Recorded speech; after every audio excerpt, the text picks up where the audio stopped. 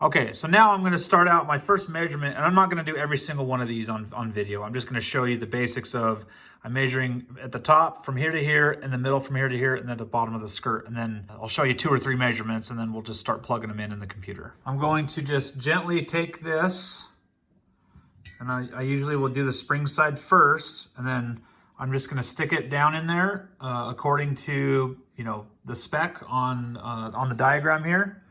And I'm just going to start going down the measurements. And let's turn that around. Okay, so now for this, I'm really doing the exact same thing I was doing in the micrometer, only now I know that my gauge is zeroed out, and it's going to show me the deviations from our standard measurement of 2.5984 inches. And again, look at my gauge here. Keep in mind that one between each line is 1/1000th of an inch. So right now, I'm going to be rocking it back and forth, and I'm going to say, okay, where does it stop going counterclockwise? It stops going counterclockwise at 99 thousandths of an inch on the gauge. Okay, so basically, is it clockwise or counterclockwise of 0? Again, if it's counterclockwise of 0, that means that the bore is bigger than our standard measurement. If it's clockwise of 0, so in other words, if it's on this side of 0, it's a narrower bore. If it's on this side, it's actually a wider or larger bore. So right now, this measurement, this very first measurement, actually it's drifting down the bore. I got to pay attention to where.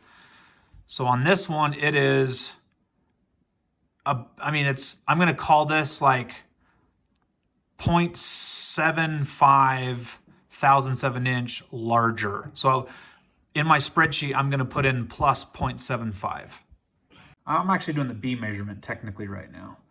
So BA is plus 0.00075.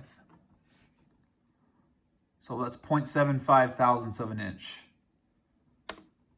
Okay, now what this did is it answered this question right here, 2.59918. So basically it said it's this one, this number plus this number. This number is now updated to give me the accurate bore measurement at that point. So now I'm going to go down and do the second one, and then you'll see that as I continue going down the line calculating them, it's automatically going to tell me what my max bore diameter is and what my min is, and then ultimately this is what the calculation for piston clearance is going to be based on, is this cell right here. It's going to look at both columns. What is my max and what is my min? We really just care about the max when it comes to the min when it comes to the bore size, excuse me. We'll care about the max on the piston and the min on the bore size. So let's keep going with the measurements. Okay, so B is a pretty tough measurement because they want it to be right below the ports, and you can kind of see it gets a little dicey down there trying to make sure that you've got 2 points that are directly across from one another that will work. So holding a camera and doing it at the same time is pretty hard. So I'll see if I can do it. But so basically rocking back and forth, where does it stop? Counterclockwise stops at 1.5. Yep. 1.5. So then I'm going to look down there again and make sure that I didn't slip off into, sometimes one of those wheels can slip off into one of the ports. You know, you just got to be really conscientious to make sure that nothing changes while you're doing your measurement.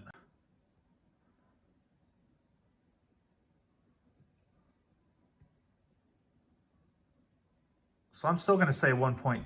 Well, I drifted down the cylinder again. So while I'm sitting here trying to concentrate on the gauge, the camera, and placement in the bore. So it's like 1.75 is where counterclockwise stops. Do you agree? So about 1.75.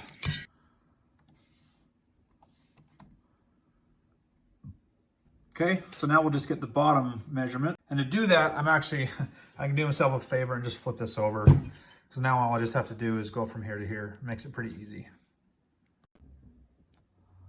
Okay, so now get it in the right position. 0.5. In this case, we know that it goes to this side of 0. The bore is getting smaller. So what we're going to say is minus 0.5 thousandths of an inch. Okay, so I'm going to say minus 0.0005 thousandths of an inch. Okay, so now we've done one column all the way down the bore. Okay, so we actually just did B. So now I'm going to switch over and do A, but with the same measurements. Now, why does that matter? Why would it matter if I do a measurement here? The measurements here, should they be the same? The answer is no, and the reason is because you actually have a thrust vector that happens on the piston that is perpendicular to the wrist pin. So the exhaust side of your port, the exhaust and the intake side, this going this direction, it actually gets more wear than going this direction. And that's just due to, if you kind of think about when the piston rotates around and it's on that, it's stuck to the crankshaft, right? And so basically when it rotates around, it gets thrown against the exhaust side wall, right? And then comes around and then gets thrown against the exhaust side wall and then it goes down, and then it just keeps doing that. So the direction of the direction on the thrust side of your pistons is why you actually get an out of round cylinder, and that's why there is a tolerance for maximum allowable out of round. And I'm calculating the out of round here. And basically what I'm saying is this one minus this one is how big of a difference. And then as we go all the way down, we'll look and see if there's, between any of the measurements, if anything exceeds 0.02 thousandths of, or let's see, 200ths of an inch. 20 thousandths of an inch. So 20 thousandths of an inch, I mean, that's kind of a lot of forgiveness. So but that's why they're having you measure in an XY way, is because you actually do need to measure how out of round your cylinder is versus your piston, because at some point you're going to have so much wear on the thrust side of your pistons that your cylinder is no good. But perpendicular to it, you know, going with the wrist pin that's connected to the crankshaft, that cylinder could still be pretty close to specification, right? So, all right, there's a little background on to why we have to do both measurements. Hopefully that's useful for you. Okay, so AC is going to be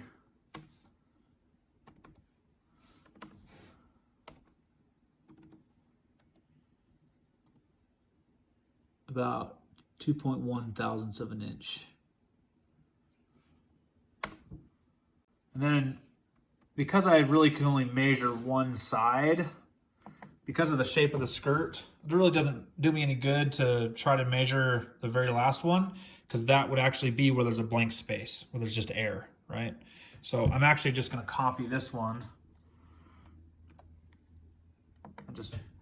I'll just copy it over. Okay, so now the last thing we need to do is we need to go measure our piston. Okay, so we need to get the max and the min on the piston. Really, we just care about the max. And the max is going to be measured where they tell us to measure it, which is 10 millimeters up from the bottom, or 0.4 inches.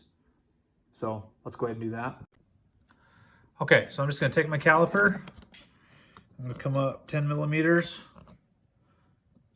So it's 2.5945. And we know this is the max. So we're going to go 2.5945 inches. Okay. Now, we basically have all of our calculations that we need to determine where we're at. So, I mean, I can go get a min, but the min piston diameter is not included in any of the formulas, so I'm not terribly worried about it. But ultimately, now we can go through our piston clearance. So the piston clearance, you know, is somewhere acceptable between 0.0014 and 0.0016 inches.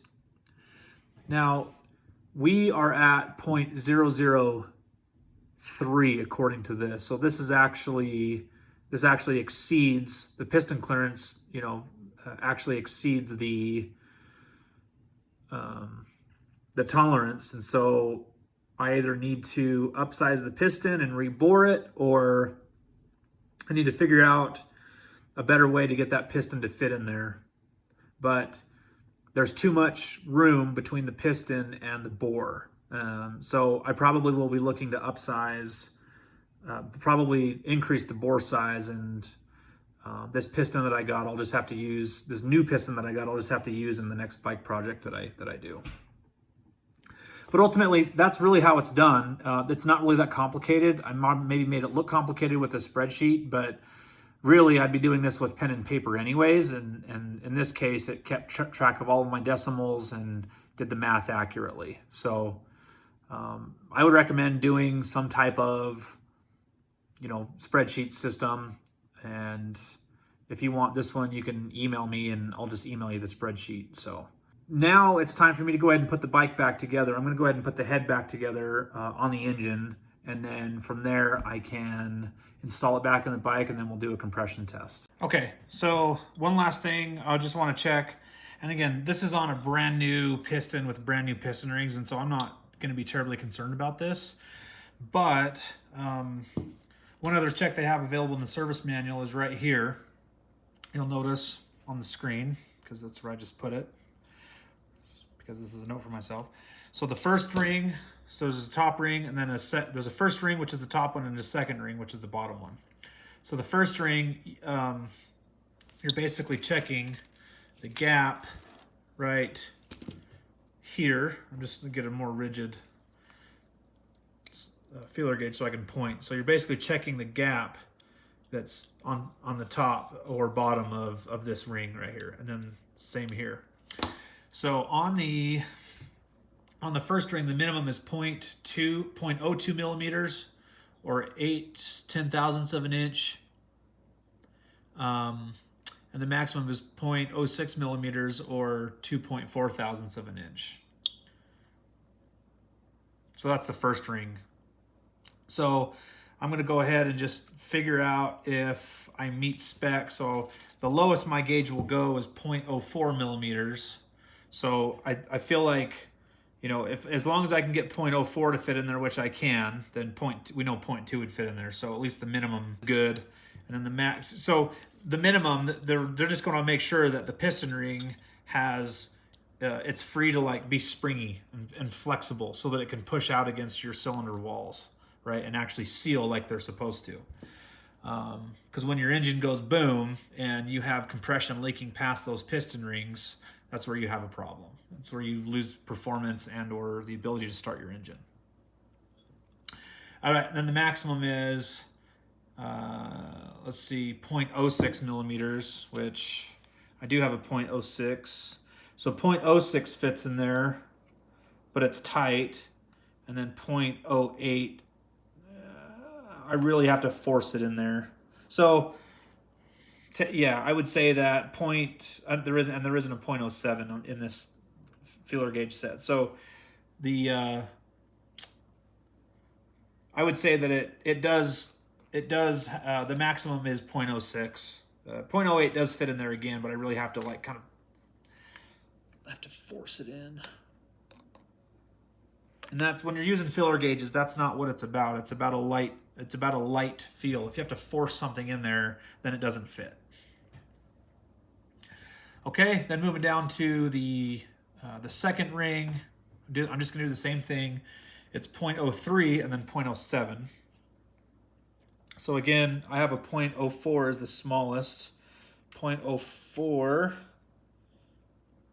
does, let's see, 0.04 barely does not fit, and I don't have a 0.03. 0.04, Let's make sure that 0.08 does not fit.